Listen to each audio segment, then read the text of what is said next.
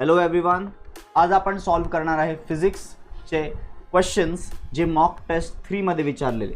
मी 50च्या 50 question solve करणार आहे आणि त्याच सिक्वेन्समध्ये ज्या सिक्वेन्समध्ये ही PDF आहे, डिस्क्रिप्शनमध्ये तुम्हाला ही PDF मी अवेलेबल करून दिली आहे. सो तुम्हाला जर काही त्याच्यातनं 5 किंवा 10 डाऊट्स असतील तर तुम्ही त्या क्वेश्चनवरती जंप करून तुम्ही ते सोल्युशन बघू शकता. डोंट वेस्ट टाईम पूर्ण व्हिडिओ बघण्यामध्ये. आता प्रिपरेशनवर जास्त फोकस करा, सेल्फ स्टडीवर जास्त फोकस करा. सो जे डाऊट्स आहेत तेच क्वेश्चन तुम्ही बघू शकता. आणि टाईम स्टॅम्प जे आहे तर ते तुम्हाला मिळून जाईल कमेंटमध्ये. बरेच स्टुडंट्स मागच्या 2 व्हिडिओला अथर्व देशमानेनी टाईम स्टॅम्प प्रोव्हाइड केले आहेत. सो तसंच कोणतरी या व्हिडिओला पण प्लीज प्रोव्हाइड करा. That would be great. It will not only help me but it will help all the students. Okay, time तुमचा वाचणार आहे. Let's start with the questions. पहिल्या क्वेश्चनपासून मी चालू करतोय. तुम्हाला ज्या क्वेश्चनवरती डाऊट आहे तुम्ही त्या क्वेश्चनवरती जंप करू शकता. सो फर्स्ट क्वेश्चन हा रिफ्रॅक्शन ऑफ लाईट मधला क्वेश्चन होता. A monochromatic light is travelling in a medium of refractive index N1 medium मध्ये लाईट ट्रॅव्हल करते to refractive index B. So हा N2 रिफ्रॅक्टिव्ह इंडेक्स आहे, हा N1 रिफ्रॅक्टिव्ह इंडेक्स आहे. पहिल्या मीडियम मधनं लाईट चालली आहे, पहिल्या मीडियम मधनं लाईट जाऊन ती दुसऱ्या मीडियम मध्ये एंटर करते. X number of waves in a certain distance, काय म्हणतात in medium A, x number of waves in certain distance. म्हणजे समजा हे डिस्टन्स D आहे, याच्यामध्ये किती वेव्स फिट होत आहेत, यामध्ये एक्स वेव्स फिट होत आहेत. म्हणजे वेवलेंथ काय झाली रे पहिल्या मीडियमची. लॉजिकली विचार करा, 10 मीटरमध्ये 5 वेव्ह बसत आहेत, 10 मीटरमध्ये 5 वेव्ह बसतात, तर वेवलेंथ कशी काढणार. 10 मीटर डिवायडेड बाय 5, 2 मीटर झाली वेवलेंथ. तसं इथं वेवलेंथ कशी कॅल्क्युलेट करणार मी, distance divided by number of waves, बरोबर. तसंच सेकंड मीडियममध्ये म्हणे तेवढ्याच डिस्टन्समध्ये there are y number of waves in the same distance. तेवढ्याच डिस्टन्समध्ये किती वेव्स आहेत, तिथे वाय वेव्स आहेत. त्यामुळे ह्याची वेवलेंथ काय बनणार आहे, ह्याची वेवलेंथ बनणार आहे D/Y. आणि तुम्हाला विचारलं आहे की what is refractive index of medium A म्हणजे 1 विथ रिस्पेक्ट टू B म्हणजे 2, N12. आणि ह्याचं तुम्हाला फॉर्म्युला माहिती आहे, C2/C1. बघा, आपण नॉर्मली फॉर्म्युला जो रटला आहे तो N21चा आहे, तो C1/C2 असं म्हणतो आपण, पण इथं उलट आहे, N12 आहे. So C2/C1 is equal to λ2/λ1. आणि झालं ना, λ2/λ1 टाका. If I substitute the values I will change the colour. मी जर काय λ1/λ2 λ2/λ1 टाकला, λ2 कोण आहे, काय आहे, D/Y आहे. λ2 डिवायडेड बाय λ1 किती आहे, λ1 इज D/X. जर हे सॉल्व केलं तर x will go up, x/y. Option ह्याचं येणार आहे डेल्टा. सो क्वेश्चन नंबर 1चा answer is delta. Let's move to the second question. Question number 2 पहा. In a circular coil of radius 2π centimetre which are placed at right angle to each other. Concentric coils आहेत, म्हणजे एक coil अशी आहे तर दुसरी coil कशी आहे, अशी आहे. होपफुली तुम्हाला कळत असेल. एक कॉईल अशी, एक कॉईल अशी.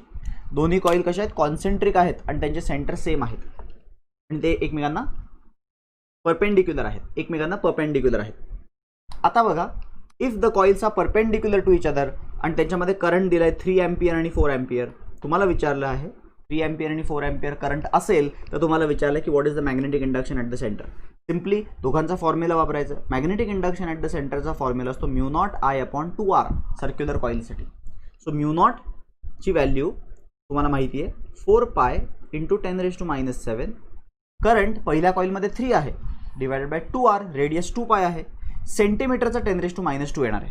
2π सेंटीमीटर आहे, फोकस नीट ठेवा. 2π 2 जा 4π, 4π गेला, 10⁻², 10⁻⁷ 10⁻⁵ झाला.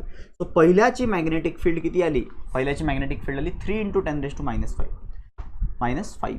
तसंच दुसऱ्याची मॅग्नेटिक फील्ड जर तुम्ही कॅल्क्युलेट केली तर दुसऱ्याची मॅग्नेटिक फील्ड तुम्हाला किती येईल बघा.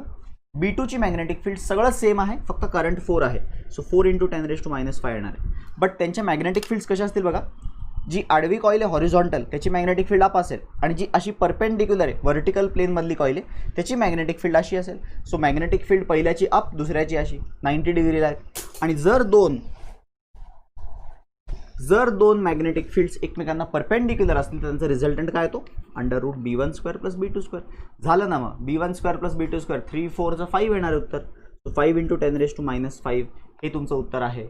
Answer is option C. Third question, एकदम easy question. Friction viscosity last इयरचा टॉपिक. इथे कंटिन्युटी इक्वेशन वापरायचं आहे. एक आयडियल फ्लुइड फ्लो होते का पाईपमधनं. इथे डायमीटर 5 आहे, इथला डायमीटर 10 आहे. सो डायमीटर डबल झाला म्हणजे बेसिकली एरिया ए असेल तर एरिया 4A होणार, एरिया 4 टाइम्स होणार because area is proportional to diameter square. जर डायमीटर डबल असेल तर एरिया 4 पट होणार ना. आणि आपल्याला माहिती कंटिन्युटी इक्वेशन काय म्हणतं की A1V1 is equal to A2V2. So जर एरिया 4 पट होत असेल तर वेलॉसिटी 1/4 झाली पाहिजे, म्हणजे वेलॉसिटी V2 ही V1च्या काय पाहिजे 1/4 पाहिजे. तुम्हाला विचारले what is the ratio of A to B ची वेलॉसिटी म्हणजे V1/V2 विचारलं आहे. V1/V2 आन्सर काय येणार आहे 1:4:1 येणार आहे. ओके, इथे जास्त असणार आहे ऑब्व्हियसली. कमी एरियामध्ये जास्त स्पीड असते, जास्त एरियामध्ये कमी स्पीड असते. So answer is 4:1. Option is A. Next question number 4. Rayleigh स्कॅटरिंगचं तुम्हाला माहिती आहे. Amount of light scattered is inversely proportional to 4th power of the wavelength. 4th power of the wavelength. Answer is C. Question number 5. A person wants his real image, त्याची स्वतःची on image 3 times larger पाहिजे. किती times larger पाहिजे 3 times. आणि real image पाहिजे. Okay, where should he stand in front of a concave mirror. वाह, concave मिररवरती real image कधी बनते आणि रिअल इमेज कुठे बनते. रिअल इमेज कधी पण ऑन द सेम साईड बनते, सेम साईड. ओके, तुम्हाला सांगितले रेडियस ऑफ कर्वेचर 30 आहे म्हणजे फोकल लेंथ 15 असणार. रेडियस ऑफ कर्वेचर 30 असणार. तुम्हाला सांगितलं आहे की आपल्याला इमेज 3 पट मोठी पाहिजे 3 टाइम्स. ठीक. सो मॅग्निफाईड इमेज कधी मिळते आपल्याला. फर्स्ट ऑफ ऑल हे शिकून घ्या तुम्ही. मॅग्निफाईड इमेज कधी मिळते. मॅग्निफाईड इमेज तर ज्यावेळेस आपण ऑब्जेक्ट इन्फिनिटीला ठेवतो ना तेव्हा इमेज पॉईंट मिळते. जसं आपण ऑब्जेक्ट जवळ जवळ जवळ जवळ आणतो इमेज मोठी मोठी मोठी मोठी व्हायला लागते. And when the object comes at C image is of same size, exactly same size. आता सीच्या पुढे जर काय आपण नेणं चालू करू तर object will start getting magnified. Magnify होणं चालू होतं. ठीक आहे, it starts becoming magnified. So तुम्हाला हे 3 टाइम्स मॅग्निफाय करायचे 3 टाइम्स. सो लॉजिकली जर मी ऑब्जेक्टला एक्स डिस्टन्सवर ठेवलं तर 3 टाइम्स मॅग्निफाय कधी होणार. तो 3 टाइम्स मॅग्निफाय कुठे जाऊन होणार तो 3x डिस्टन्सला होणार. कारण की image size, height of image upon height of object त्यांनी आपल्याला सांगितले 3 आहे, but that is equal to image distance upon object distance. Object distance जर काही x असेल तर इमेज डिस्टन्स 3x असणार आहे. हे सगळ्यात पहिलं तर तुम्हाला समजलं पाहिजे 3x कसं कॅल्क्युलेट केलं आहे मी इमेज डिस्टन्स.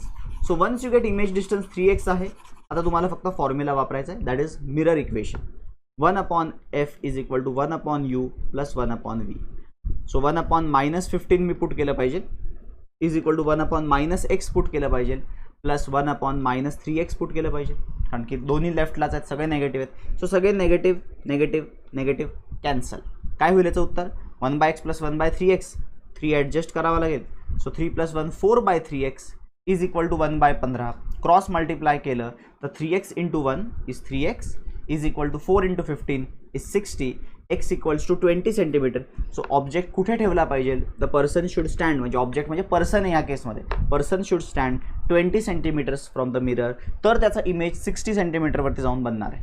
ठीक आहे, इमेज 60 सेंटीमीटरवर जाऊन 3 टाइम्स मोठं बनेल. This is the answer. Next let's move to the next question. Question number 6. Pressure at the bottom of a liquid tank is not proportional to. Everyone knows pressure at the bottom काय असतं h rho g. कोणावर depend नाही करत विचारले. Acceleration due to ग्रॅव्हिटीवर करतो depend, डेन्सिटीवर करतो depend, हाईटवर करतो depend, एरियावर डिपेंड करत नाही. तो आन्सर आपलं डी असणार आहे. ज्याच्यावरती नाही प्रपोर्शनल ते विचारले आन्सर इज एरिया. कुठे एरिया आहे फॉर्म्युलामध्ये एरिया नाही. Next question was scalars vectors. Very straight forward question. 2 vectors एकमेकांना परपेंडिक्युलर आहे तर अल्फा काढा. कधी पण लक्षात ठेवा डॉट प्रोडक्ट त्यांचा 0 घ्यायचा जर वेक्टर्स परपेंडिक्युलर असतील तर. कसा काढायचा डॉट प्रोडक्ट आय जे के वेक्टरचा. तर बघा 2i + 3j + 8k असा पहिला वेक्टर दिला आणि दुसरा वेक्टर काय दिलाय 4j - 4i. आधी आय बघा आय कुठे आहे तर मी -4i लिहितो त्याला मुद्दामून. 4j + α k लिहितो. आता बघूयात मल्टिप्लाय करून -8 येईल 4 × हे काय येईल हे येईल +12 + 8α. So if you solve this properly तुमचा आन्सर काय यायला पाहिजे इक्वल टू 0 करावा लागेल. कारण की डॉट प्रोडक्ट शुड बी 0. बरोबर. I j j k k multiply करायचे.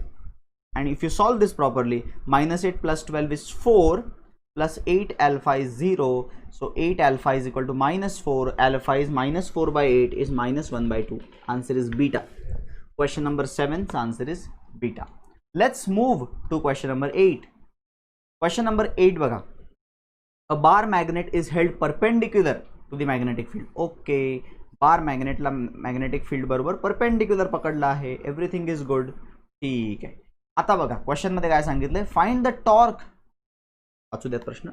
The torque acting on the magnet will become half. आता परपेंडिक्युलर पकडला असेल तर टॉर्कचा फॉर्म्युला असतो MB साइन थिटा आणि परपेंडिक्युलर पकडले म्हणून MB, बरोबर. आता ते म्हणतात टॉर्क हाफ करायचा आहे. कधी? रोटेट करून हाफ करायचं. रोटेट करून M आणि B तर चेंज होत नाही, साइन थिटा चेंज होतो. तर रोटेट करून हाफचा फॅक्टर कधी मिळेल मला? जेव्हा 30 डिग्री होऊन जाईल अँगल, जेव्हा मी परपेंडिक्युलर पोझिशनपासून त्याला 30 डिग्री अँगलपर्यंत आणीन. म्हणजे मी रोटेट किती डिग्रीनी करीन हे विचारले. By what angle is it rotated? त्याला रोटेट 60 डिग्रीनी करावं लागेल मला. तेव्हा जाऊन टॉर्क हाफ होईल. जेव्हा अँगल 30 डिग्री बनवेल ना हा, तेव्हा टॉर्क हाफ होईल. रोटेट किती डिग्रीनी झालं? रोटेट झाला 60 degree. So answer is 60 degree, not 30. बरेच जणांनी 30 लिहिलं असेल. A lift is moving upward with acceleration 5. Lift is moving upward with acceleration 5. म्हणजे लॉजिकली विचार केला तर लिफ्ट वरती ॲक्सेलरेट होत असेल, तर स्युडो डाऊनवर्ड असतो. त्यामुळे नेट ॲक्सेलरेशन लिफ्टमधल्या ऑब्जेक्टसाठी काय असेल? G+A असेल. म्हणजे 15 असेल का नाही? 15 मीटर्स पर सेकंड नेट ॲक्सेलरेशन झालं. ओके. ते म्हणतायत की एक बॉल लिफ्टवरून ड्रॉप केला आहे. किती हाईटपासून? 1.25 मीटरपासून. म्हणजे डिस्प्लेसमेंट दिलं आहे.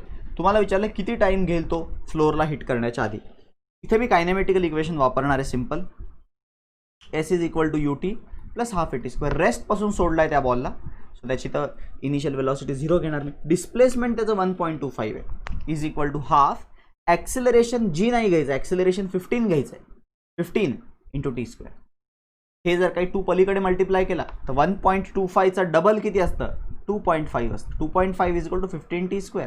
आणि आता 15ने डिवाइड केलं तर T² विल बी 2.5/15. हे सॉल्व्ह करायचं आहे आपल्याला. हे सॉल्व्ह करणं थोडं डिफिकल्ट वाटत असेल. मी काय करतो, त्याला मी 25/150 करतो. 10ने मल्टिप्लाय करू. आणि आता स्क्वेअर रूट काढणं सोपं आहे, कारण की 25चा स्क्वेअर रूट इथे लिहितो बघा साईडला. 25चा स्क्वेअर रूट किती येतो? 5 येतो. आणि 150चा स्क्वेअर रूट किती येतो? 12 पॉईंट समथिंग येतो. 12 पॉईंट समथिंग. आणि जर मी ह्याला सॉल्व्ह केलं तर ऑलमोस्ट 0.4 येत आहे. 12 4 48. ऑलमोस्ट आन्सर डेल्टा येत आहे. हे answer for this question. Question number 10. Question number 10 हे मी मधलं सगळं इरेज करून टाकतो. 10th क्वेश्चन असा आहे, ratio of dimensions of Planck's constant to moment of inertia. तुम्हाला माहिती पाहिजे प्लँक्स कॉन्स्टंटचं युनिट काय आहे? Joule second. युनिटने आधी मी सॉल्व्ह करतो. Moment of inertia is kg/m², mass into distance square. So joule is L2m1t-2 joule आणि second is t+1 divided by moment of inertia काय आहे? kg म्हणजे मास 1, मीटर स्क्वेअर म्हणजे L2. अरे L2 m1 m1 गेला, उत्तर काय आलं? t-1 t+1, t-2 t+1 that is t-1. उत्तर t-1 आलं आहे. आणि हे आहे फ्रिक्वेन्सीचं युनिट. सो फ्रिक्वेन्सीचे dimensions Planck's constant upon moment of इनर्शियाच्या डायमेन्शनला एक्झॅक्टली मॅच करत आहेत. तो आन्सर 10व्याचं आहे बीटा. Question number 11. डिफरन्स, एक मिनटं मी रीड केलं त्याला चुकून. हां, difference in the kinetic energy at lowest and highest point किती असणार आहे? तुम्ही खरंच कायनेटिक एनर्जी काढणार आहे का रे इकडे? काही गरज नाही. मला माहिती असलं पाहिजे लोएस्टची कायनेटिक एनर्जी आणि हायेस्टची कायनेटिक एनर्जी मधला डिफरन्स हाच पोटेन्शियल एनर्जी मधलाही डिफरन्स असतो. तुम्हाला फक्त पोटेन्शियल एनर्जी काढायची. खाली 0 असते, वरती किती आहे? mgh. m किती आहे? 5. g किती आहे? 10. h किती आहे? 5. h म्हणजे डायमीटर झाला. रेडियस प्लस रेडियस 5 + 5 10 सेंटीमध्ये येतो. सेंटीमीटर म्हणजे 10⁻². सो 10⁻², या 2 झिरोला कॅन्सल करेल. उत्तर राहील 5. आन्सर इज सीटा. नेक्स्ट क्वेश्चन बघा. क्वेश्चन खूप इझी आहेत. हां, हा क्वेश्चन थोडा चांगला प्रश्न आहे. तुम्हाला विचारलं, हा मोस्ट ऑफ द स्टुडंटनी चुकवला आहे. तुम्हाला विचारलं व्हर्टिकल सर्क्युलर मोशनमध्ये बॉटम मोस्टला वेलॉसिटी आहे √5g. म्हणजे तुम्हाला सांगून टाकले इनडायरेक्टली, बाबा हा क्रिटिकल आहे. हा क्रिटिकलचा सीन आहे. Question is what is the linear acceleration. नीट वाचा प्रश्न. What is the linear acceleration at the midway. आता लिनियर ॲक्सेलरेशन काय असतं? लिनियर ॲक्सेलरेशन 2 ॲक्सेलरेशननी बनतो, टँजेन्शियल आणि सेंट्रिपिटल. माहिती आहे का तुम्हाला? Centripetal acceleration v² bye r असतो आणि टँजेन्शियल ॲक्सेलरेशन मिड पॉईंटला व्हर्टिकल सर्क्युलर मोशनमध्ये कोण त्याला स्लो डाऊन करतोय? तो ग्रॅव्हिटी. सो जी डाऊनवर्ड आणि सेंट्रिपिटल ॲक्सेलरेशन जो या पॉईंटला असेल तो v²/r असेल. अरे पण v तर √3gr असतो ना इथे मिडवेला. सो √3gr स्क्वेअर केला मी, 3gr/r, r गेला, 3g उत्तर आला. सो 3g आणि 1g याचा रिझल्टंट हा नेट ॲक्सेलरेशन असणार. तुम्ही नुसते 3g काढलं तरी चुकीचं आहे, नुसतं ॲक्सेलरेशन ड्यू टू ग्रॅव्हिटी काढलं तरी चुकीचं. तुम्ही टँजेन्शियल आणि सेंट्रिपिटल वेगवेगळे कसे काढू शकता? Linear acceleration is total acceleration किती येणार आहे? त्याचा पायथागोरसनी सॉल्व्ह केलेला आन्सर √10gr येणार आहे. करून बघा. √3g² that is 9g² plus 1g² is 1g². 10g² root काढला तुम्ही तर √10g असं उत्तर येणार आहे. Answer is delta. 13वा प्रश्न एक केपलर्स लॉ वरचा प्रश्न आहे. म्हणे की एरिया A1 2 दिवसामध्ये कव्हर करतोय प्लॅनेट, एरिया A2 3 दिवसामध्ये करतोय आणि एरिया A3 6 दिवसामध्ये करतोय. तर रिलेशन काय? एकदम सिंपल रिलेशन. तुम्हाला माहिती आहे एरियल वेलॉसिटी कॉन्स्टंट आहे, म्हणजे जेवढा एरिया तो पर युनिट टाइम कव्हर करतोय तो सेम पाहिजे. म्हणजे A2/3 should be equal to A3/6. हे लॉजिकल आहे का नाही? जेवढा एरिया पर डे जेवढा एरिया कव्हर करतो तो सेम पाहिजे. सो A1 एरिया 2 दिवसात कव्हर करतो, सो एका दिवसात किती कव्हर करेल? A1/2. A2 3 दिवसात करतोय, सो A2/3 आणि A3/6. हे इक्वेट करा. असा आन्सर कुठे दिसतंय बघा? तर ऑप्शनमध्ये असे आन्सर्स नाही आहेत. तर त्यांनी काय केलं? 6, 2 आणि 3चा LCM 6 असतो. 6ने मल्टिप्लाय केलं पूर्ण equation. If I multiply this whole equation by 6 it will become 3A1, 2A2, इथे A3. असं उत्तर ऑप्शन ए मध्ये आहे. Option A is the right answer.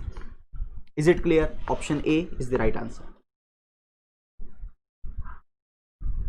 Let's move to question number 14. Change in potential energy when a body of mass m is raised to n times the radius. height equals to nr ला वरती घेऊन गेलो तर किती potential energy change होणार? Okay. आता असे प्रश्न सॉल्व्ह करायचे असतील तर तुम्हाला फॉर पोटेन्शियल एनर्जीचा फॉर्म्युला माहिती पाहिजे. अर्थवरती gmm/r असते पोटेन्शियल एनर्जी, आणि जर height h is equal to nr ला घेऊन गेलो मी तर तिथे पोटेन्शियल एनर्जी किती असेल? -gmm/r plus h. इथे r प्लस nr होईल. सो r कॉमन घेतला तर 1 + n होईल. r × 1 + n. आणि याला फक्त सबट्रॅक्ट करायचे. चेंज विचारले ना, सो फायनल मायनस इनिशियल केलं तर मायनस इनिशियल करताना फायनल हा आहे, मायनस इनिशियल करताना मायनस घेतल्यामुळे प्लस होऊन जाईल. कॉमन gmm/r येणार आहे, gmm/r आणि आतमध्ये काय राहील? 1 - 1/1/n 1 + n. On solving this cross multiply केलं जर तुम्ही तर तुमचं उत्तर येईल gmm/r × n/1 + n असं उत्तर येईल.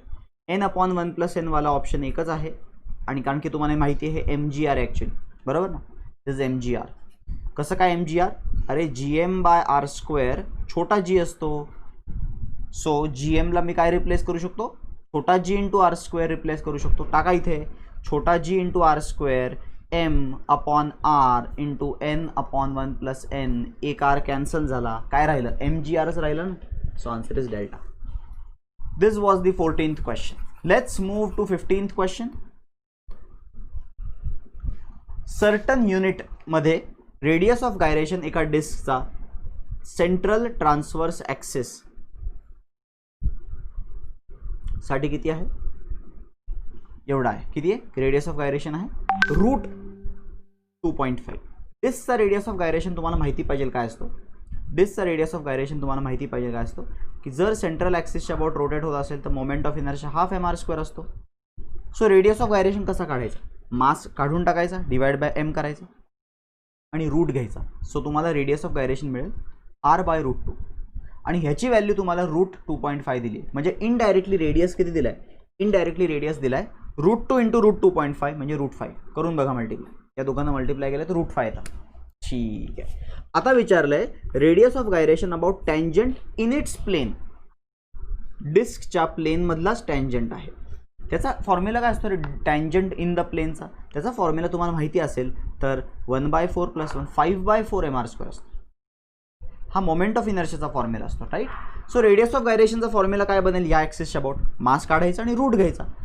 सो रेडियस ऑफ गायरेशन बनेल √5/4 × r. अरे पण r ची व्हॅल्यू √5 आत्ताच काढली आपण. सो उत्तर काय येईल? √5/4 × √5. काय येईल उत्तर? √5/4 into √5. √5 into √5 is 5. 4th root is 2. 5/2 is 2.5. Answer is beta. The answer for question number 15 is option beta. हा थोडासा मोठा झाला question, but question was not that difficult. Next question आहे 16th question. A thin walled cylinder म्हणजे एक ring सारखा is rolling down the plane. प्लेनवरती ज्या वेळेस एखादी रिंग रोल डाऊन होत असेल त्यावेळेस तुम्हाला माहिती पाहिजे रिंगची कायनेटिक एनर्जी, टोटल एनर्जी आणि रोलिंग एनर्जीमध्ये काय रिलेशन असतं. ठीक आहे, हे तुम्हाला माहिती असलं पाहिजे. I will just give the फॉर्म्युले. काय असतो बघा फॉर्म्युला? कायनेटिक एनर्जी ट्रान्सलेशनलचा फॉर्म्युला असतो ½ mv². सगळ्यांना माहिती आहे. कायनेटिक एनर्जी रोटेशनचा फॉर्म्युला असा असतो, तुम्ही हा लर्न केला असेल ½ Iω², बट त्याचा मॉडिफाईड व्हर्जन असतो ½ mv² into k²/r². k²/r² body to body change होतो. रिंगसाठी 1 असतो, डिस्कसाठी ½ असतो, सॉलिड स्फिअरसाठी 2/5, हॉलो स्फिअरसाठी 2/3. सो इथं रिंग दिली ना, सो तो 1 आहे. सो रिंगसाठी ½ mv² राहणार, ½ mv² राहणार. म्हणजे कायनेटिक एनर्जी रोटेशनल आणि कायनेटिक एनर्जी ट्रान्सलेशनल दोन्ही सेम असणार आहे, सेम असणार आहे. 1:1, 1:1. बट टोटल जी असणार आहे ती या दोघांची ॲडिशन असणार आहे ना, सो टोटल ह्यांच्यापेक्षा डबल असेल. So answer should be option A, not C. Total या दोघांचे डबल असणार आहे, ॲडिशन असणार आहे दोघांची. So answer is option A. Question number 17. Question number 17 बघा. A particle is performing linear SHM with time period 6 seconds. Time period दिलेला आहे 6 seconds ॲज टाइम पिरियडचा value. t is equal to 6. Okay. Minimum time taken bye particle to travel between the distance a/2 on the either side. अच्छा, ह्याचा तर directly आपण formula part केला असं वाटतंय मला, राईट. हा 0 a/2 इथून इथे जायला किती टाइम घेतो तो? t/12 t/6 असे व्हॅल्यूज आहेत. सो इथून इथे जायला किती घेईल तो? t/12. सो तुम्हाला विचारलंय -a/2 पासून +a/2 ला जायला किती टाइम घेणार तो? t/12 + t/12 t/6 टाइम घेणार आहे तो. आणि सिन्स t स्वतःच 6 आहे, 6 seconds आहे, सो t/6चं व्हॅल्यू 1 second येणार आहे. सो एका सेकंडमध्ये तो -a/2 टू +a/2 पोचून जाईल. ठीक आहे. Minimum time taken to travel from -a/2 to +a/2 t/6 असणार आहे. And that is the answer. Question number 18. Object is kept on the horizontal platform which is oscillating vertically. असा oscillate होतं बघा. हा मार्कर आहे माझ्या हातामध्ये, असा ऑसिलेट होतं, असा असा असा. तुम्हाला विचारलं weight at the lowest point. अरे लोएस्ट पॉईंटला जेव्हा तो जात असतो, तुम्हीच विचार करा ना, जेव्हा तो लोएस्ट पॉईंटला चाललेला असतो तेव्हा ॲक्सिलरेशन कुठल्या डिरेक्शनमध्ये असतं?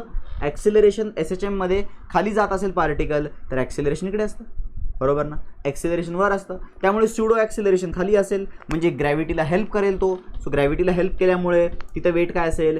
mg तर असेलच वेट, प्लस ma² असेल का नाही? आन्सरमध्ये प्लस येईल का नाही? मायनस काय येईल? तुम्ही एक्झाम हॉलमध्ये पण असं करू शकता. आत्तामध्ये पेन घ्यायचं, असं करून बघायचं. तुम्हाला कुठे हेवी फील होतोय पेन? वरती तर उडतोय तो, वरती उडतोय तो, खाली हेवी फील होतो, खाली हेवी फील होतो. सो ॲड करायचं, सबट्रॅक्ट नाही करायचं. ठीक आहे. 19. 2 simple pendulum are made to oscillate.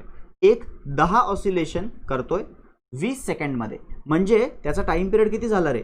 20 सेकंडमध्ये 10 oscillation म्हणजे 2 ऑसिलेशन्स 2 सेकंडमध्ये 1 ऑसिलेशन करतोय. पहिल्याचा टाइम पिरियड झाला 2 सेकंड. ठीक आहे. दुसऱ्याचा टाइम पिरियड किती झाला? तर तो 10 सेकंडमध्ये 8 ऑसिलेशन करतो. 8 ऑसिलेशन. ठीक आहे, ऑसिलेशनचं. तर त्याचा टाइम पिरियड झाला 1.25 seconds. तुम्हाला विचारले ratio of their length. Time period is proportional to root length. So length is proportional to t². So L1/L2 will be t1/t2 चा होल स्क्वेअर, म्हणजे 2/1.25 द होल स्क्वेअर. आता हे सॉल्व कसं करणार? तर 1.25 ला मी 1.25 न लिहिता 5/4 लिहितो मुद्दाम. 5/4 तेवढाच असतो. सो मी जर का इथे टाकला ना 2/1.25 च्या ऐवजी 5/4, तर 4 जाईल वर आणि 8/5 द होल स्क्वेअर बनेल. That is 64/25. Option is beta. Correct answer त्याचं बीटा आहे. Next question. Okay, next question आहे. A wire of length L चा फोर्स कॉन्स्टंट के आहे. It is stretched to obtain extension. Extension म्हणजे काय असतं रे, original length पासून किती ओढलंय त्याला, किती ओढलं ओरिजिनल लेंथ पासून, तर ओरिजिनल लेंथ पासून त्याला ओढलं आहे एल व्हॅल्यूने. ठीक आहे, किती एनर्जी लागली याच्यामध्ये, किती वर्क डन करावं लागलं, हाफ के एल स्क्वेअर. ठीक आहे, एव्हरीथिंग इज गुड. आता इट इज फर्दर स्ट्रेच्ड, त्याला अजून ओढलंय, कधीपर्यंत ओढलंय, टू ऑब्टेन एक्सटेन्शन. आता एक्सटेन्शन म्हणजे डिस्प्लेसमेंट, इलॉंगेशन. किती इलॉंगेशन ऑब्टेन केलंय, नॉर्मली आपण डिस्प्लेसमेंट कुठून मोजतो, फर्दर त्याला स्ट्रेच केलं आहे to obtain elongation of L1. Elongation is always measured from the mean position, extension is always measured from the mean position. L1 पर्यंत ओढलंय. सो इथे किती वर्क झालं, हाफ के L1 स्क्वेअर. सो सबट्रॅक्शन केलं जर काय तुम्ही, तर work done in the second stretching, या सेकंड स्ट्रेचिंगमध्ये किती वर्क झालं, तर ते असणार आहे हाफ के L1 स्क्वेअर मायनस हाफ के एल स्क्वेअर. असा ऑप्शन आहे डेल्टा. या केसमध्ये काही जण असं आर्ग्यू करू शकतात की सर हे L1 हे फक्त पुढचं एक्सटेन्शन का नाही, फक्त पुढचं इलॉंगेशन का नाही, तर इथे काहीच मेन्शन नाही केलंय. त्यामुळे एक्सटेन्शन आपण बाय डिफॉल्ट ओरिजिन पासून ट्रीट करणार आहे. कर्नाटका सीईटीमध्ये आलेला प्रश्न आहे, त्याचा आन्सर त्यांनी पण डेल्टाच दिला आहे. ओके, सो लक्षात ठेवायचा आन्सर डेल्टा आहे. फर्दर सिन्स त्यांनी क्लिअरली मेन्शन नाही केलंय की आधी इलॉंगेट एल केलंय, आता त्याला फर्दर स्ट्रेच केलंय. ओके, फर्दर स्ट्रेच केलंय. स्ट्रेच केल्यानंतर आता नवीन इलॉंगेशन ऑब्टेन जे झालंय ते L1 आहे. तर elongation is always measured from the mean position. 21st question, force is asked. Thermal force दिसतो इथे मला. थर्मल फोर्सचा फॉर्म्युला मला माहिती आहे, वाय ए अल्फा डेल्टा थीटा आहे. नाही ते सगळे मल्टिप्लाय करा इक्वेशन मधल्या गोष्टी. तो वाय काय रे बाबा, Y2 आहे. मी पॉवर मल्टिप्लाय करण्याच्या भानगडीत पडत नाही, सगळे नंबर वेगळे आहेत. वायची व्हॅल्यू 2 घेतो मी. ठीक आहे, एरियाची व्हॅल्यू घेतो 2.5. ठीक आहे, अल्फाची व्हॅल्यू घेतो फक्त 1.2 घेतो मी, फक्त 1.2. I am not interested in the powers. Okay, and delta theta का value I will take 40. I will just solve this. Okay, 2.5 into 2 is 5 into याला 0 दिला तर इट विल बिकम 12. 12 4 जा 48. 48 इंटू 5 किती असतो, 48 इंटू 5, 48 इंटू 5 असतो 240. So answer is 240 newton. Answer is 240 newton. Option zeta. Question number 22.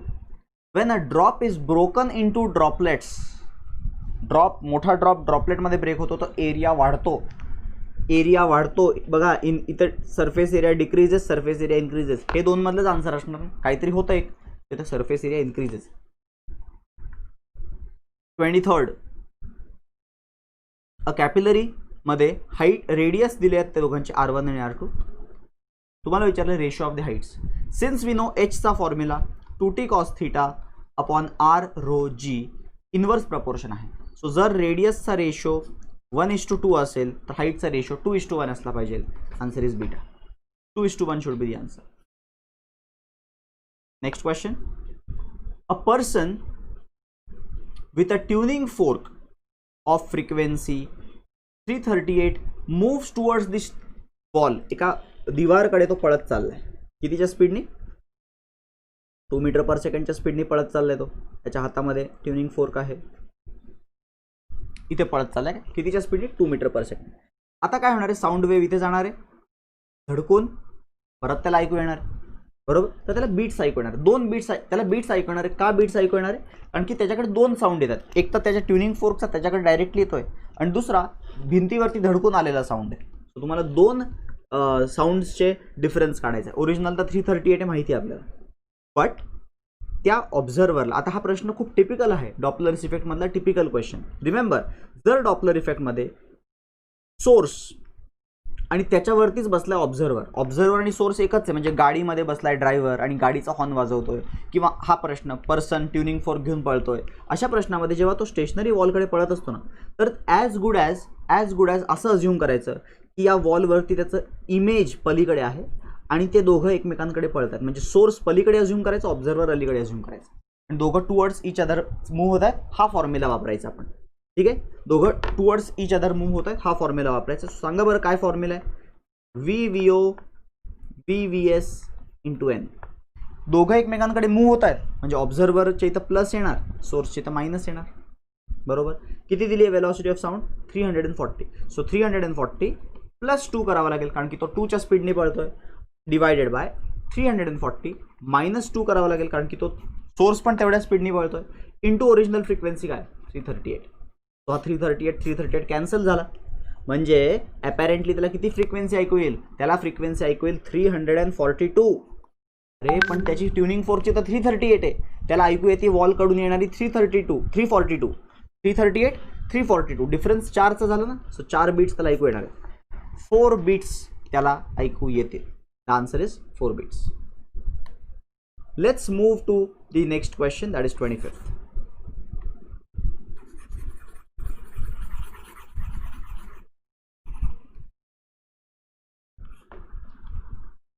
Question number 25. Simple harmonic progressive wave equation दिले आहे. Equation दिले म्हणजे तुम्हाला याच्यातनं लगेच कळेल omega T minus K X type equation, म्हणजे के मिळाला 3. तुम्हाला विचारलं डिस्टन्स बिटवीन 2 पार्टिकल्स ज्यांच्यामध्ये फेज π/3 आहे. किती आहे फेज? π/3. ओके, तुम्हाला हे माहिती आहे का की फेज 2π जेव्हा असतो ना तेव्हा त्या दोन पार्टिकल मधला डिफरन्स किती असतो? त्या दोन पार्टिकल मधला डिफरन्स असतो लॅम्बडा. एक वेवलेंथ लांब पार्टिकल्स मध्ये फेज डिफरन्स 2π असतो. सो जर फेज डिफरन्स π/3 असेल तर त्यांच्यातला डिस्टन्स किती असेल? पाथ डिफरन्स काय असेल त्यांच्यातला? x असेल. आपल्याला माहित नाही, क्रॉस मल्टिप्लाय करून सॉल्व्ह करूयात.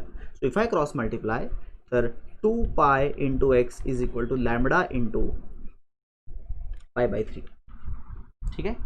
अँड सिन्स आपल्याला के ची व्हॅल्यू तर 3 माहिती आहे, के काय असतो? 2π/λ असतो ना, के 2π/λ असतो. सो लॅम्बडा खाली घेऊन जातो मी इथे लॅम्बडा, आणि हा काय बनेल? 2π/λ. हा के बनेल which is 3. So 3x equals to π/3. x is equal to π/9 metre. Answer is alpha. या प्रश्नाचं उत्तर आहे alpha. Okay, so the next question is question number 26. A string is vibrating in the second overtone. Second ओव्हरटोनमध्ये string vibrate होती तेव्हा ती 3 लूपमध्ये vibrate होती. 3 लूप म्हणजे 3 नोड्स,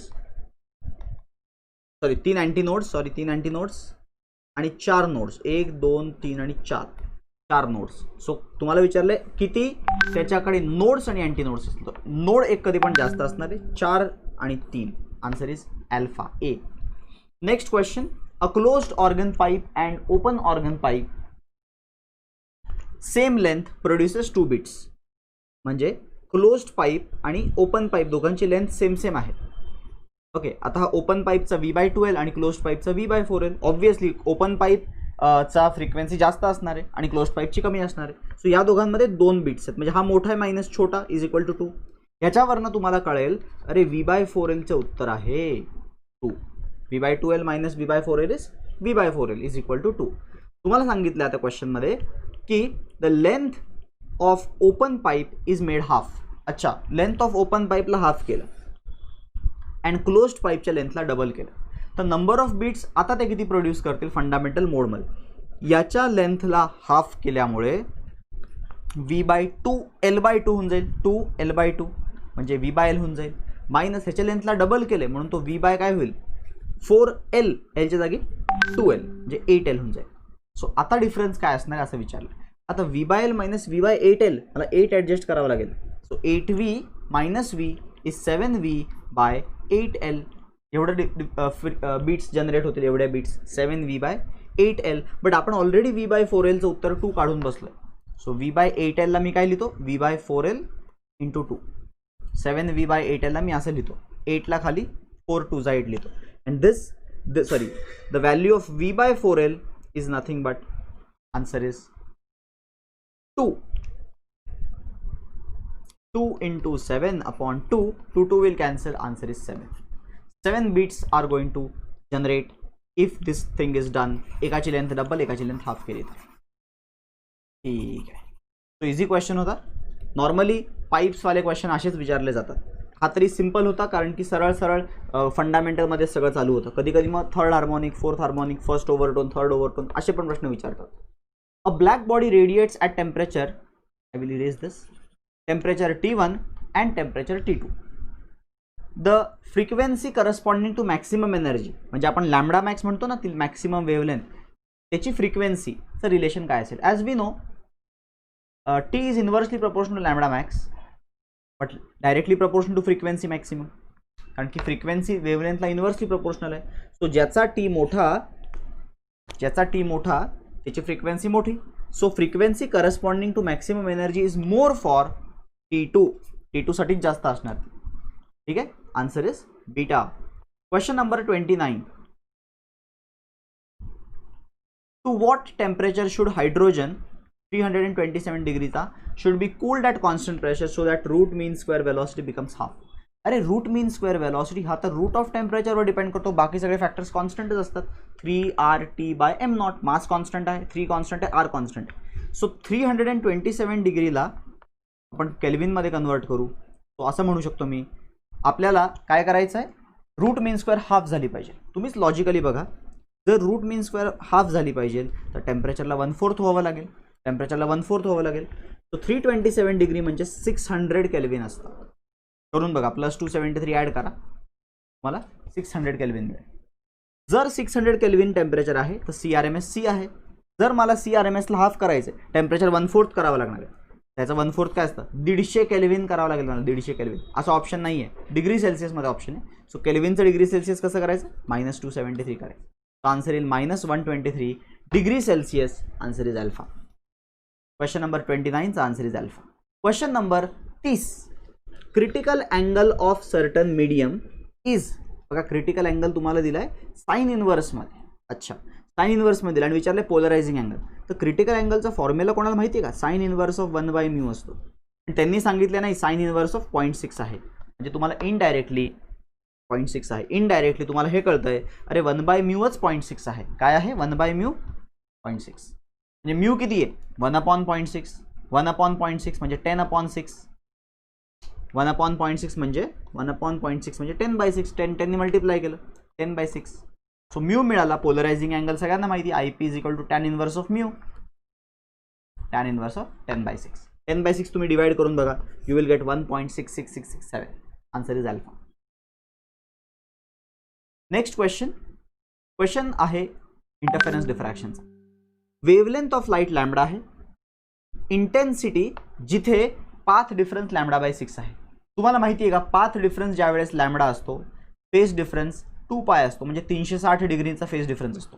पाथ डिफरन्स लॅम्बडा असेल तर λ/6 ला कितीचा फेज डिफरन्स असेल, 6 ने डिवाइड करा, 60 डिग्रीचा असेल, म्हणजे π/3चा असेल. तो आपल्याला फेज डिफरन्स मिळाला. एकदा फेज डिफरन्स मिळाला तर तुम्हाला माहिती आहे इंटेन्सिटीचा फॉर्म्युला काय असतो. कोणत्याही पॉईंटला इंटेन्सिटी किती असते, 4 times I0. 4 times I0. I0 काय आहे, I0 आहे मॅक्सिमम इंटेन्सिटी. इथे I0 इंडिव्हिज्युअल इंटेन्सिटी असते. सो मी तर काय लिहिलं, Imax × cos² θ/2, cos² φ/2 असं म्हणू. हा फॉर्म्युला माहिती पाहिजे तुम्हाला. रिझल्टंट इंटेन्सिटीचा फॉर्म्युला टेक्स्टबुकमध्ये बघितलं तुम्ही, 4I0 cos² φ/2 असं दिलं आहे. पण त्यामध्ये 4I0 मध्ये I0 काय आहे, I0 इंडिव्हिज्युअल स्लिटची इंटेन्सिटी आहे. आणि 4I0 काय आहे, मग 4I0 ब्राईट बँडची इंटेन्सिटी, मॅक्सिमम इंटेन्सिटी. तुम्ही हा फॉर्म्युला वापरतोय, cos² φ/2 Imax = I. आपल्याला रेशो विचारला I to I0 चा, म्हणजे हा Imax खाली घेऊन जायचा आहे, याचा रेशो विचारलाय. उत्तर येणार cos² 60. अरे cos 60 हाफ असतं, cos 60 हाफ असतं. cos 60चे का 60 ने डिवाइड केलं तर 60 बरोबर. cos² 60 नाही, cos² 60/2 येणार ना. हाफ अँगल आहे बघा, मी पण गणलो इकडे, हाफ अँगल आहे. 60/2 30, cos² 30 किती आहे, √3/2 square 3/4. 3/4 is 0.75. Answer is beta. Fortunately cos² 60 म्हणजे 1/4 0.25 आन्सर नव्हतं, नाही तर मी ते स्टिक करणार होतो. हाफ अँगल केलाच नव्हता मी, पण अँगलचा हाफ करायचा असतो. आय होप तुम्हाला या गोष्टी कळत आहेत. 4 दिवस राहिलेत CETला, म्हणून मी थोडंसं आता तुमच्या लेवलला शिकवतोय, थोडं फास्ट शिकवतोय. ठीक आहे, फक्त आपल्याला कशी सॉल्व्ह करायची ते पटपट बघतोय आपण. मोनोक्रोमॅटिक लाईट वेवलेंथ दिली आहे, डिफ्रॅक्शन स्लिट विड्थ दिली आहे, आणि सेकंड मॅक्सिमम 30 डिग्रीने डेविएट झाला. तुम्हाला माहिती आहे का मॅक्सिममची कंडिशन काय असते, A sin θ = n + अर्धा लॅम्बडा अशी कंडिशन असते. आणि सेकंड मॅक्सिममसाठी इथं 2 टाकावं लागेल. 2 टाकला तर 2 + अर्धा इज अडीच म्हणजे 5/2. 5/2 लॅम्बडा इज A sin θ. अरे sin θ sin 30 हाफ असतो, 30 डिग्री दिला अँगल, 30 डिग्रीला तो डिफ्रॅक्शन बनलाय. सो 2 गेला, A ची व्हॅल्यू काय आली 5 लॅम्बडा. 5 लॅम्बडा, 5 इंटू 450, 4,500, 22,500 आन्सर येणार आहे. डेल्टा आन्सर आहे. Let's move to 33. Young's double slit experiment मध्ये फ्रिंज विड्थ बीटा आहे, आपण ज्याला एक्स म्हणतो. Produced on the screen 1 metre away. When the screen is moved, स्क्रीनला मूव्ह केलंय तर फ्रिंज विड्थ एवढ्याने चेंज झाली आहे. The separation between the slits is given, then what is the wavelength. खूप चांगला प्रश्न आहे. तुम्हाला माहिती पाहिजे वेवलेंथचा फॉर्म्युला असतो, किंवा वेवलेंथ नको, फ्रिंज विड्थचा फॉर्म्युला असा आहे, X is equal to lambda D by D. बरोबर. आता समजा मी एक्सपेरिमेंटमध्ये डी चेंज केला, म्हणजे हा फॅक्टर चेंज केला, हे दोघांना चेंज नाही केलं मी काय, तर हा फॅक्टर चेंज होणार आहे. त्यामुळे दोन्हीकडचा एरर मी कसा इक्वेट करू शकतो, error in this is equal to lambda by D times error in this. झालं ना. मग लॅम्बडा विचारलाय, लॅम्बडाचं उत्तर काय येईल, लॅम्बडाचं उत्तर येईल एरर इन एक्स इंटू छोटा डी, हा छोटा डी वरती गेला, डिवायडेड बाय एरर इन मोठा D. What is change in the fringe width, fringe विड्थमध्ये चेंज किती झाला, 3 इंटू 10⁻⁻5 चा चेंज झाला, इंटू छोटा डी किती आहे, 1 इंटू 10⁻³ आहे, डिवायडेड बाय मोठा डी मधला चेंज काय, मोठा डी मधला चेंज आहे 5 इंटू 10⁻². मला माहिती आहे इथे सगळे उत्तरं वेगवेगळी आहेत, सो मी जास्त लोड नाही घेणार आहे. 3/5 6 असतो, मला माहिती आहे 3/5 इज 0.6, म्हणजे उत्तर 600 मध्येच असलं पाहिजे. बाकी कुठलाही फॅक्टर नंबर चेंज करू शकत नाही. Answer is beta. Answer is beta for this question. 34, question number 34. Effective minimum effective value of capacitance 1, 2 आणि 4 पिकोफॅरेडचं उत्तर काय असेल. 1 पिकोफॅरेड, 2 पिकोफॅरेड, 5 आणि 4 पिकोफॅरेडचं मिनिमम व्हॅल्यू काय असेल. ऑब्व्हियसली सगळ्यांना सिरीजमध्ये लावून टाका. So 1/1 plus 1/2 plus 1/4. Answer is 4 LCM. ह्याला रिक्वायर्ड आहे 4, ह्याला रिक्वायर्ड आहे 2, ह्याला रिक्वायर्ड आहे 1. 7/4. खुशी खुशीमध्ये answer is C. But answer is wrong, कारण की हा आहे 1/CS. उलट करण्याची गरज आहे. CS is equal to 4/7. Answer is A. कळालं का. बऱ्याच जणांनी सी करून आले असतील. Okay. 35. Parallel plate capacitor has got electric intensity E. If the distance between the plates is chota d, area is A, energy stored in the capacitor. Everyone knows energy stored in the capacitor is half CV square. And everyone knows electric intensity inside a parallel plate capacitor is V by D. So I will just replace the values. Half. What is the formula of parallel plate capacitor का capacitance? A epsilon naught by D. ठीक है. And what is V? V is ED. The square, E square D square, E square D square, D D गेला, उत्तर काय आलं, half A D epsilon not E square. असं उत्तर आहे का, आहे का, आहे. Theta is the answer. Question number 36. काय म्हणतात, पोटेन्शियोमीटर वायर ए बी आहे, ठीक आहे, हा सेल लावलाय आणि म्हणतात आर ची व्हॅल्यू वाढवली, सिरीज रेजिस्टन्सची व्हॅल्यू वाढवली. तर लॉजिकली समजा मी 100 वोल्टचा 10 वोल्टचा सेल घेतला होता, तर 10 वोल्टमधनं वायरवरती काहीतरी ड्रॉप होत होता, लेट अस से 5 वोल्ट वायरवरती ड्रॉप होत होता आणि 5 वोल्ट ह्याच्यावरती ड्रॉप होत होता. आता जर मी त्या सेलचा सिरीज रेजिस्टन्स वाढवला तर मे बी ह्याच्यावरती 8 वोल्ट जास्त वोल्टेज ड्रॉप होईल, वायरवरती कमी वोल्टेज ड्रॉप होईल.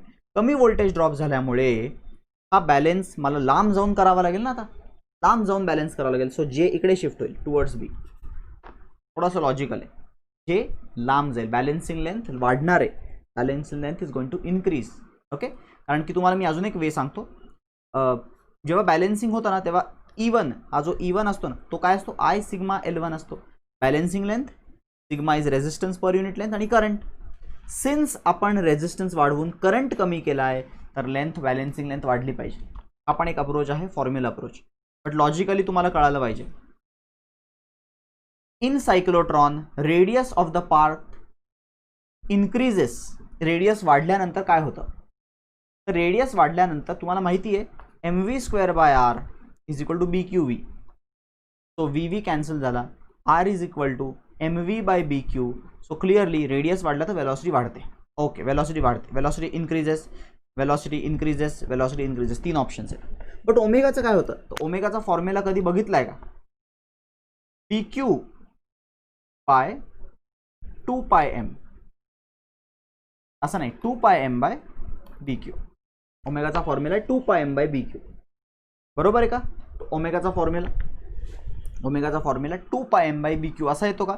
तर v/r केलं जर काय मी इकडे तर bq अपॉन ओमेगा काय येईल, vq अपॉन नाही चुकतंय. ओमेगाचा फॉर्म्युला v/r असतो. मी काय करतोय, ओमेगाचा फॉर्म्युला v/r असतो. सो v/r जर काय मी सॉल्व्ह केलं तर bq/m येणार आहे ना, v/r येणार आहे bq/m. सो क्लिअरली चार्जवर डिपेंड करतो, मासवर डिपेंड करतो, बाकी कुठल्याही फॅक्टरवर डिपेंड करत नाही. सायक्लोट्रॉनमध्ये बी आणि क्यू आणि M are constants, so omega constant राहतो. सो ओमेगा कॉन्स्टंट राहतो. Answer is theta. ओमेगाचा फॉर्म्युला तुम्ही लर्न केला असेल तर चांगलंच आहे. मी डिराईव्ह केला ॲक्च्युली इकडे, मला आठवत नव्हता तो ऑन द स्पॉट. सो तुम्हाला बघा, मी एवढं शिकून पण मला आठवत नाहीत गोष्टी कधी कधी. सो तुम्हाला तर सगळ्या गोष्टी एवढ्या वेळा करायच्या आहेत की ऑन द स्पॉट फॉर्म्युला आठवले पाहिजे. Sensitivity can be increased by, sensitivity काय असतं रे, deflection per unit current, NBA/C. So sensitivity वाढवायची कशी, एन वाढवा, नंबर ऑफ टर्न्स डिक्रीज करा, नाही. पी वाढवा, डिक्रीजिंग मॅग्नेटिक फील्ड, नाही. ए वाढवा, इन्क्रीजिंग एरिया, येस. सी कमी करा, इन्क्रीजिंग ट्विस्ट कॉन्स्टंट, नाही. सो आन्सर सी आहे. बघितलं कोण कोण मॅच होतं, एकच ऑप्शन मॅच होते, सीटा. Question number 39. What is the magnetising field दिली आहे, फ्लक्स दिला आहे, मॅग्नेटिक फ्लक्स डेन्सिटी म्हणजे मॅग्नेटिक इंडक्शन दिला आहे. What is the permeability, B is equal to mu into H, permeability विचारली आहे, B/H, बी दिला आहे 0.6 डिवाइडेड बाय एच किती दिला आहे 360, डिवाइड करा आहे 6, 0 शिफ्ट केला तर 6/3600 होईल. 1/600 बनेल का नाही, 1/600 इज द आन्सर. आणि तुम्ही हे तुम्हाला फॉर्म्युला नसेल आठवत तर तुम्ही इवन युनिट्स चेक करू शकता की आपल्याला उत्तर टेस्ला मीटर पर एम्पियर पाहिजे ना, हा टेस्ला आहे म्हणजे त्याला वरती घेतला पाहिजे, अपॉन मीटर पर एम्पियरला खाली घेतला पाहिजे म्हणजे टेस्ला मीटर पर एम्पियर मिळेल. सो इवन युनिटनी पण हा सॉल्व्ह होतो क्वेश्चन जर फॉर्म्युला आठवत नसेल तर. ससेप्टेबिलिटीचा सीन आहे नेक्स्ट क्वेश्चनमध्ये. I will erase this thing. Question number 40 काय विचारलंय, मॅग्नेटिक ससेप्टेबिलिटी -73 डिग्री सेल्सिअस म्हणजे 200 केल्विन ला एवढी आहे, किती आहे 0.0075. तर 173 म्हणजे 100 केल्विनला किती असेल.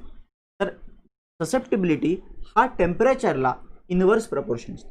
तर टेम्परेचर अर्ध केलं तर ससेप्टेबिलिटी डबल झाली पाहिजे, अर्ध केलं टेम्परेचर ससेप्टेबिलिटी डबल झाली पाहिजे. 75चं डबल 150 ना, झाला का नाही, C option. Answer is C. Next question, a step up transformer 230 वोल्टला 2 एम्पियर लोडनी वर्क करतोय. लोड करंट 2 एम्पियर आहे, स्टेपअप ट्रान्सफॉर्मर आहे, ratio of primary to secondary winding दिले आहेत. Primary to secondary winding is equal to current in secondary upon current in primary. आपल्याला विचारलं प्रायमरीतला current, अरे हा रेशो 1/25 दिला आहे, सेकंडरीतला करंट 2 दिला आहे, तर करंट इन प्रायमरी किती येणार, करा क्रॉस मल्टिप्लाय, 50 आन्सर येणार. तुम्हाला हा पूर्ण रेशो माहिती पाहिजे ट्रान्सफॉर्मरचा, NP/NS, EP/ES, IS/IP उलटा असतं फक्त. तो तुम्हाला फक्त प्रायमरीतला करंट नव्हता दिला, बाकी सगळं दिलेलं. क्वेश्चन नंबर 42, LCR मध्ये पोटेन्शियल डिफरन्सेस LC आणि R वरती किती दिलेत बघा, 40, 120 आणि 60. आपण कधी पण त्याला डायरेक्टली ॲड करू शकत नाही, त्यामुळे उत्तर चुकूनही 220 म्हणू नका. 220 उत्तर नाही आहे. तुम्ही ॲड कराल, म्हणाल सगळ्यांची ॲड करायची नाही, फेजर डायग्रॅमने ॲड करतात. ER, EL आणि EC. तो आधी EL - EC करून घ्यायचा. सो किती येईल, EL आणि ECचा सबट्रॅक्शन 80 येईल आणि हा 60 आहे. 80 आणि 60चा परपेंडिक्युलर असल्यामुळे रिझल्टंट 100 येईल. So resultant EMF is 100. Delta is the answer.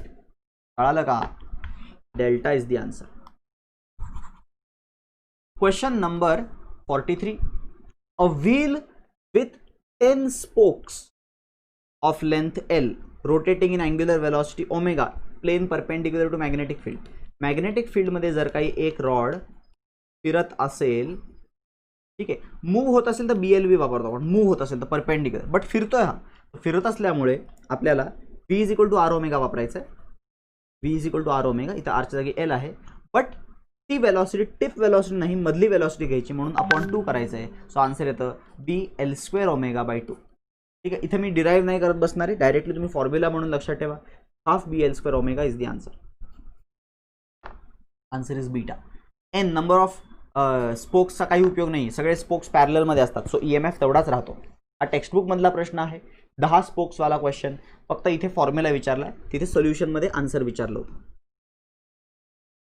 Question number 44 म्हणे रेडिओ ॲक्टिव्ह डीके पासून आयसोटोप बनवायचा आहे तर काय झालं पाहिजे. अरे आयसोटोप काय असतो, आयसोटोप्स झेड सेम असला पाहिजे त्यांचा, राईट. झेड म्हणजे खालचा नंबर सेम पाहिजे.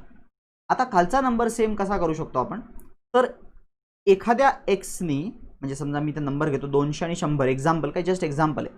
यांनी समजा एक अल्फा एमिट करून टाकला ना, तर वरचा नंबर 4ने कमी होतो, खालचा नंबर 2ने कमी होतो. आता मला खालच्या 98ला परत 100 करायचं आहे, तर मला ह्याच्यातनं 2 बीटा एमिट करावे लागतील, तेव्हा जाऊन खालचा परत 100 बनेल आणि वरचा 196च राहील. त्यामुळे हा आयसोटोप बनला का नाही याचा, आयसोटोप बनला का नाही याचा 100-100. तो आयसोटोप बनवण्यासाठी एक अल्फा एमिट करून 2 बीटा एमिट करावे लागतात. एक अल्फा 2 बीटा, तरच आयसोटोप बनेल, खालचा नंबर सेम राहील. Okay. 45th question. If an electron jumps from n is equal to 3 to n is equal to 2 and emits radiation, तर कुठल्या फ्रिक्वेन्सीचे एमिशन रेट तो रेडिएट करेल. सो एनर्जीचा फॉर्म्युला असतो me⁴ upon 8 epsilon square h² n². बरोबर. जेव्हा तो third to second jump करतो ना, तेव्हा किती एनर्जीचा ट्रान्झिशन होतं, me⁴ upon 8 epsilon square h² 1/, inner orbit square -1/, outer orbit square, एवढी एनर्जी एमिट करतो तो. आणि याच्यामधनं मी h आणि c खाली नेला की त्याला आपण म्हणतो रिडबर्ग्स कॉन्स्टंट R. ठीक आहे ना, ह्याला आपण असं लिहितो hc/λ, आणि मग सॉल्व्ह करून आपण रिडबर्ग्स कॉन्स्टंट डिराईव्ह करतो. पण आपल्याला इथं रिडबर्ग्स कॉन्स्टंट वापरायचं आहे, या इक्वेशनमध्ये रिडबर्ग्स कॉन्स्टंट वापरायचं आहे. सो मला इथं फ्रिक्वेन्सी विचारली असल्यामुळे मी फक्त h ने डिवाइड करतो, h ने डिवाइड केला तो फ्रिक्वेन्सी काय मिळेल, c मिसिंग आहे अजून, सो c मी मल्टिप्लाय डिवाइड करतो, म्हणजे हा बनेल रिडबर्ग्स कॉन्स्टंट. हा रिडबर्ग्स कॉन्स्टंट बनला म्हणजे R बनला, तो RC इंटू हा नंबर बन, हा नंबर काय 1/4 - 1/9 दॅट इज 5/36, 5RC/36 असं बनेल. किंवा मी तुम्हाला याचा अजून एक अप्रोच सांगतो, हा थोडासा तुम्हाला प्रॉबब्ली नसेल झेपला, कारण की मी रिडबर्ग्स कॉन्स्टंटचा फॉर्म्युला डिराईव्ह करून इथं आणला. मी तुम्हाला डायरेक्टली रिडबर्ग्स कॉन्स्टंटवालाच फॉर्म्युला शिकवतो. जेव्हा आपल्याला माहिती आहे R इनर ऑर्बिट आणि आउटर ऑर्बिटचा फॉर्म्युला 2² - 3². उत्तर काय येईल याचं, याचं उत्तर येईल 9 - 4 is 5/36 R is equal to 1/λ. पण आपल्याला फ्रिक्वेन्सी विचारली, मी दोन्हीकडे CC ने मल्टिप्लाय करतो. अच्छा, CC ने मल्टिप्लाय केलं तर हा काय बनला, फ्रिक्वेन्सी बनला. तेच ते विचारायला, फ्रिक्वेन्सी किती आली 5/36 RC. Answer is delta. Okay. So this one was easy method I guess. मी पहिली मेथड चुकीची वापरली, चुकीची नाही, लॉंग मेथड वापरली खूप मी. Next question. According to Einstein's equation the graph of kinetic energy versus frequency, आठवतोय का, कायनेटिक एनर्जी वर्सेस फ्रिक्वेन्सी असा असतो, थ्रेशोल्ड फ्रिक्वेन्सीपासून स्टार्ट होतो. तर तो ग्राफ काय असतो, त्याचा स्लोप काय असतो, तर तुम्हाला आठवतोय का स्लोप त्याचा. तर स्लोप कसा आठवणार तुम्हाला, कायनेटिक एनर्जीचा graph, kinetic energy is incident energy h/nu minus work function. So clearly kinetic energy versus फ्रिक्वेन्सीचा ग्राफ स्लोप सेम आहे, प्लँक्स कॉन्स्टंट आहे. सो कुठलाही मटेरियल असू देत, सगळ्यांचे ग्राफ असेच असणार, असे सेम, फक्त त्यांचे थ्रेशोल्ड फ्रिक्वेन्सीज वेगळे असणार, स्लोप मात्र सेम असणार. Okay. So slope is same for all materials independent of intensity. कोणावर डिपेंड करत नाही, स्लोप इज कॉन्स्टंट, h असतो, Planck's constant. Answer is alpha. 46 नंतर 47. टाइम पिरियड इलेक्ट्रॉनचा first excited state, T ground स्टेटमध्ये आहे, फर्स्ट एक्साइटेड स्टेट म्हणजे second ऑर्बिटमध्ये. तर तुम्हाला माहिती आहे का टी प्रपोर्शनल टू n³ आहे, माहिती पाहिजे, नसेल माहिती रिलेशन. सो त्यामुळे सेकंड ऑर्बिटमध्ये 8t होऊन जाईल ना, सिंपल क्वेश्चन होता, 8t होऊन जाईल directly. Okay. Transistor current 0.49, emitter current 0.50. तर करंट गेन बीटा, आता बघा पहिलं तर आपण IE is equal to IC plus IB हा फॉर्म्युला असतो. तो मला याच्यातला चेंज, IE मधला चेंज 0.5 मिली एम्पियर आहे, IE मधला चेंज 0.49 मिली एम्पियर आहे. सो आय बी मधला चेंज किती मिळेल रे? आय बी मधला चेंज मला मिळेल 0.01 मिली एम्पियर. अच्छा, आय बी मिळाला. आता बीटा विचारलं. बीटा काय असतो? Change in I C upon change in I B. Change in I C किती आहे? 0.49 अपॉन 0.01. याचा आन्सर येईल 49 अल्फा. तो अल्फा बीटावरचा प्रश्न होता ट्रान्झिस्टरवरचा. The loss of signal in the propagation is called as attenuation. Losses, सिग्नलमध्ये जे लॉसेस होतात ना त्याला म्हणतात ॲटेन्युएशन. आणि लास्ट क्वेश्चन आजच्या टेस्टमधला, body of mass m is suspended from length L. Find the minimum horizontal velocity that should be given at the lowest position so that it completes one full circle in vertical plane with point of suspension as the center of the circle. हा simple question आहे रे. किती minimum velocity required at lowest position ला? √5gr. minimum velocity required at the lowest position is √5gr. Answer is A. So these were all 50 questions. I hope तुम्हाला सगळे question नीट समजले असतील. Preparation चांगलं करा आता पुढच्या क्विजसाठी, पुढच्या टेस्टसाठी. We will meet in the next video नाव. Thanks for watching this video. Bye bye.